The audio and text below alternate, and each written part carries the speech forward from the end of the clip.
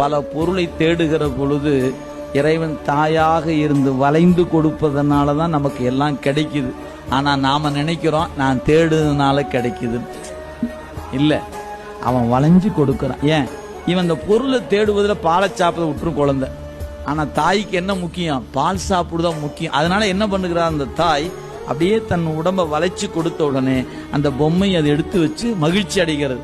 அப்ப இந்த குழந்தையின் மகிழ்ச்சியில தாய் மகிழ்வது போல உயிர்களாகிய நாம் எதையோ தேடிக்கொண்டு ஓடுகிறோம். அப்படி ஓடுகிற ஓட்டத்துல அவன் தாயா நின்று வளைந்து கொடுப்பதனால்தான் நாம் பல இலக்குகளை பெறுகிறோம். பெறுகிற நாம் என்ன நினைக்கிறோம்? சாதிச்சுட்டேன், நான் பிடிச்சிட்டேன் அப்படிங்கிறான். அப்ப சாமி பார்க்கிறார், சிரிக்கிறார். ஏன்?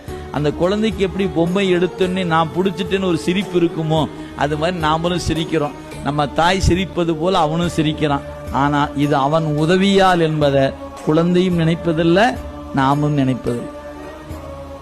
நல்ல நினைவு. எனவே ஒன்றாதல் வேறாதல் என்பதுக்கு கருவில் இருத்தல் ஒன்றாதல், கை குழந்தையாயிருப்பது உடனாதல், பள்ளிக்கு அனுப்புதல் வேறாதல். இந்த தாயே இப்படி மூணா இருக்க முடியும்னா எங்க அந்த தாய் எங்க மூணா இருக்க மாட்டாங்க?